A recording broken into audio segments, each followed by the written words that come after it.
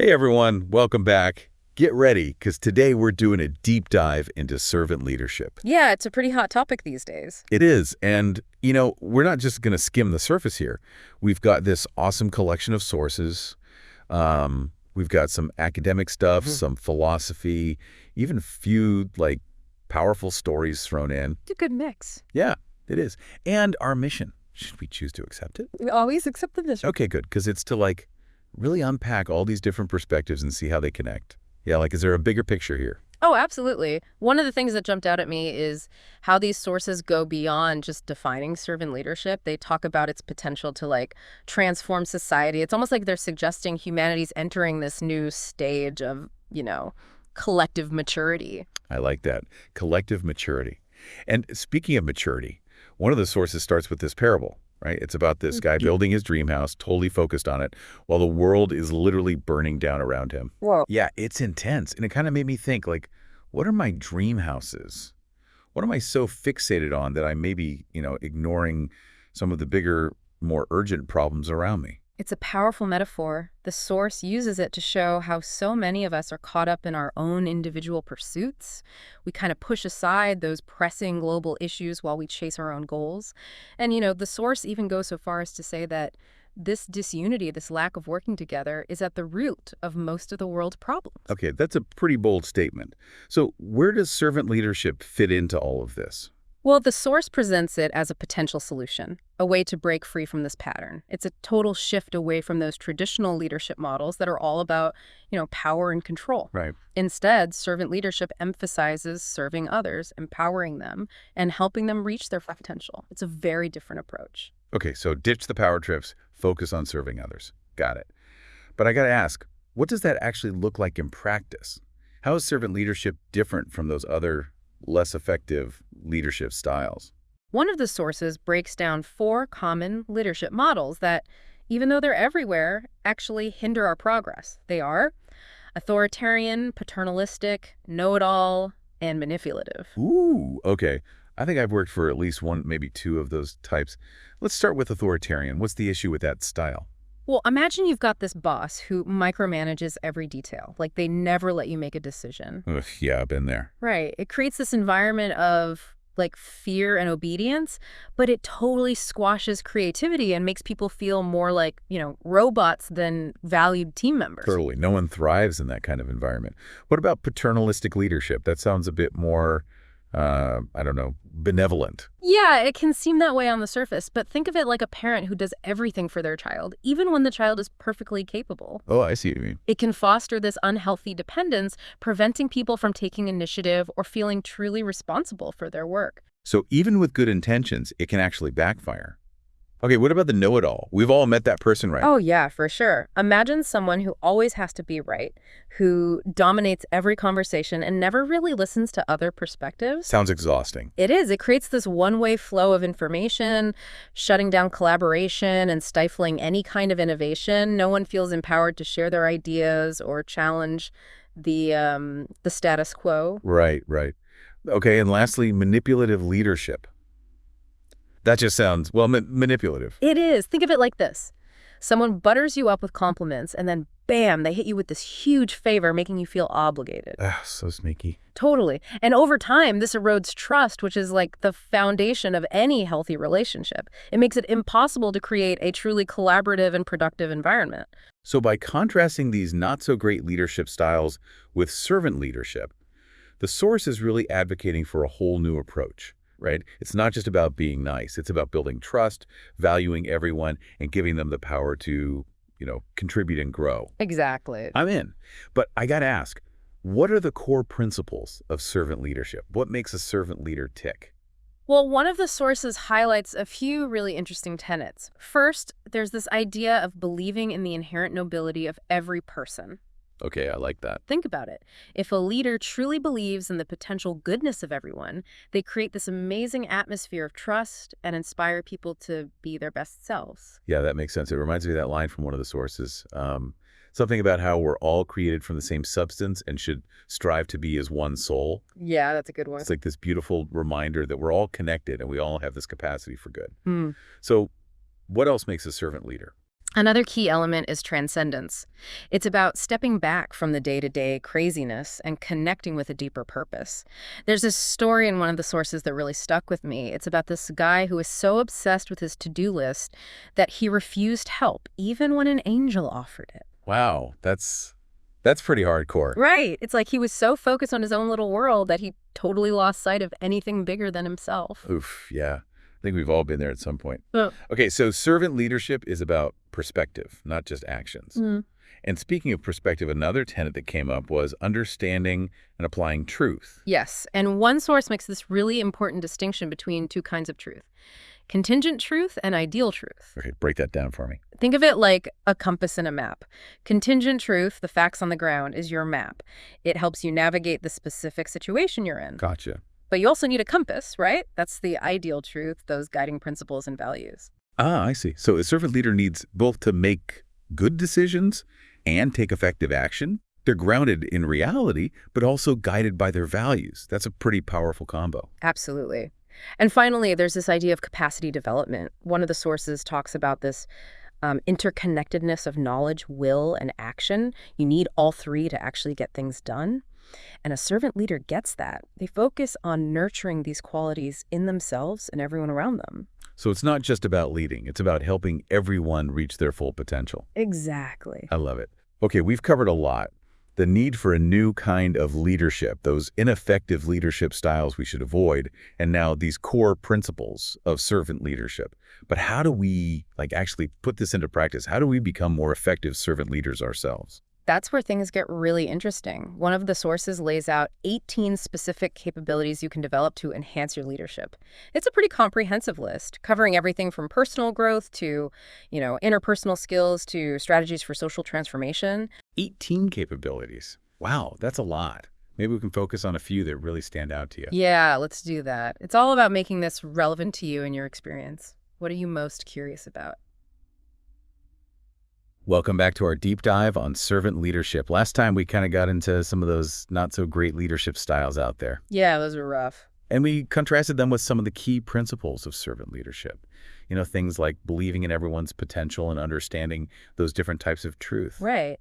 And, I'm still really intrigued by this whole capacity development thing. Like, how do we help others grow and learn? But before we get too deep into that, I'm kind of curious about how all of this connects to building a more just and empowered society. Because one of the sources kept saying justice is like the foundation for any truly thriving society. Yeah, it's a huge point. But it goes beyond just simple fairness, The source talks about this idea of ensuring everyone gets their fair share. But it's not just about equal portions. It's about taking into account people's efforts and their needs. It's finding that balance. One of the sources even said justice sometimes means equality and sometimes means equity. That's a really important difference. A huge difference. It's recognizing that we don't all start from the same place, Sometimes true justice means leveling the playing field. It's about making sure everyone has a genuine shot at success. Right. And servant leaders get that, don't they? They're not about preserving the status quo. They're all about creating systems and structures that empower everyone to reach their full potential. Totally. And that idea of empowerment is so key. We're not talking about handouts here. It's about helping people believe in their own ability to make a difference.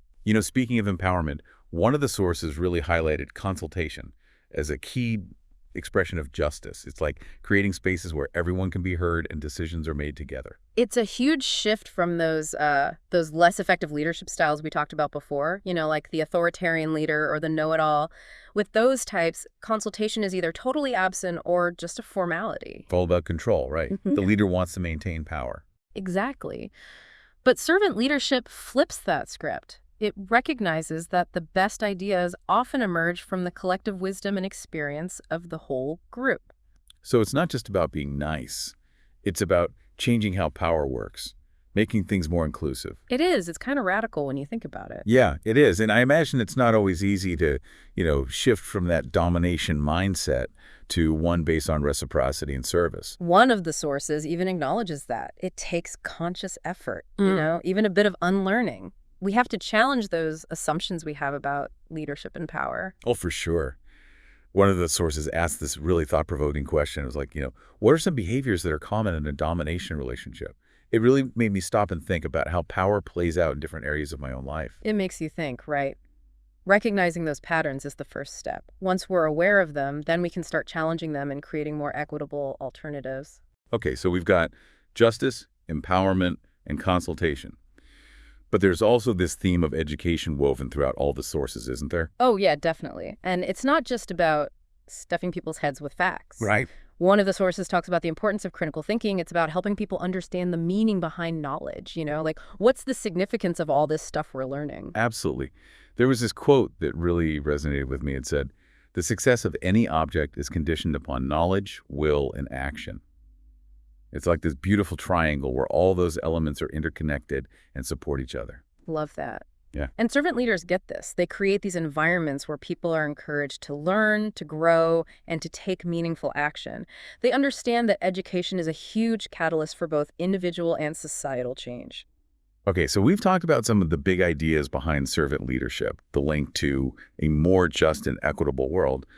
But can we get even more practical here? Like, what are some real-world examples of how a servant leader can make a difference? Sure. One of the sources talks about how a servant leader focuses their energy on serving institutions in a way that helps them develop and use their talents to benefit humanity. So it's not just about individual growth. It's about using our skills and resources to make a positive impact on a larger scale. Right. It's about working within systems to make them more just and equitable and responsive to people's needs. We're not trying to tear things down. We're trying to make them better from the inside out. That's a great point. And one of the sources also emphasizes the importance of excellence, right? Servant leadership isn't about settling for mediocrity.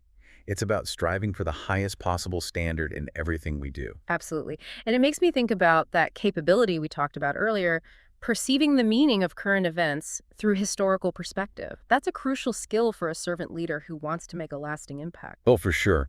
If we want to create real, meaningful change, we can't just focus on the present moment. We have to understand the historical forces that got us here. We need to see the patterns, the challenges, the successes, and the failures.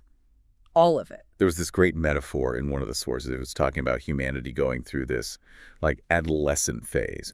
We're grappling with all this newfound independence and responsibility, and we kind of need a new kind of leadership to help us navigate these crazy times. And servant leadership might just be the answer. Love that analogy. And one of the things that really stood out to me was the source's emphasis on balancing contingent truth, the facts on the ground, with ideal truth, those guiding principles. It's suggesting that examining both leads to more effective solutions. Okay, so explain that a little bit more. How do those two types of truth work together? Well, imagine trying to address something like poverty, right?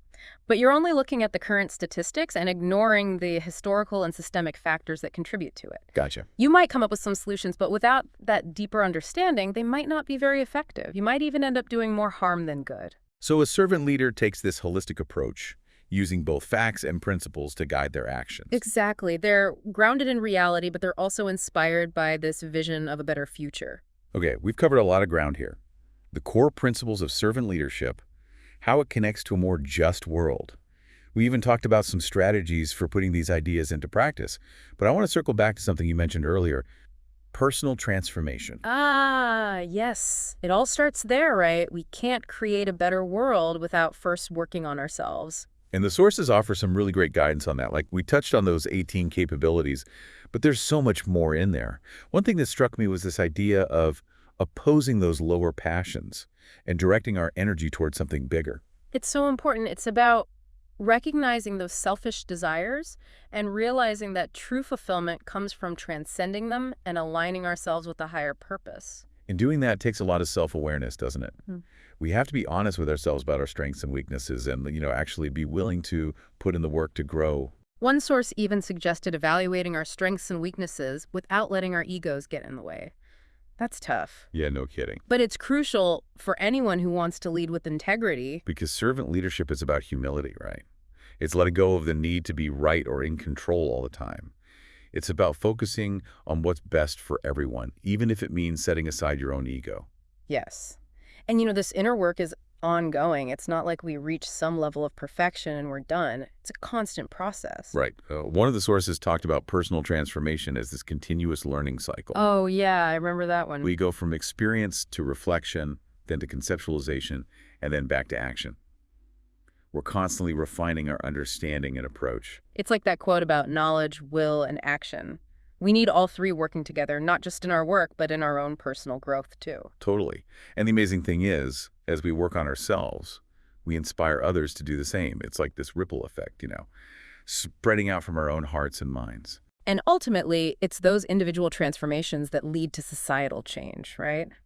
If enough of us embrace the principles of servant leadership, we can create a world that's more just, more compassionate, and more sustainable for everyone. Okay, before we wrap up, I want to leave our listeners with one final thought. The sources kept talking about the importance of balancing contingent truth, those facts on the ground, with ideal truth, those guiding principles. They're suggesting that looking at both leads to better solutions to the challenges we face. So I want to challenge you, our listener, to pick a social issue you really care about. What gets you fired up? Think about that issue for a minute. What are the facts, the statistics? What are people actually experiencing? And then think about the principles. What values and ideals should be guiding us as we try to find solutions? By digging a little deeper, by looking at both the what and the why, you might just discover some new insights. You might find some new ways to take action that you hadn't thought of before. And who knows, maybe those insights will spark something in you. Maybe they'll ignite a passion to lead with service and humility and help create a more just and equitable world. Thanks for joining us on this deep dive. We hope it's given you some new ways to think about leadership and your own potential to make a difference. Capacity building. This is where the rubber meets the road, right?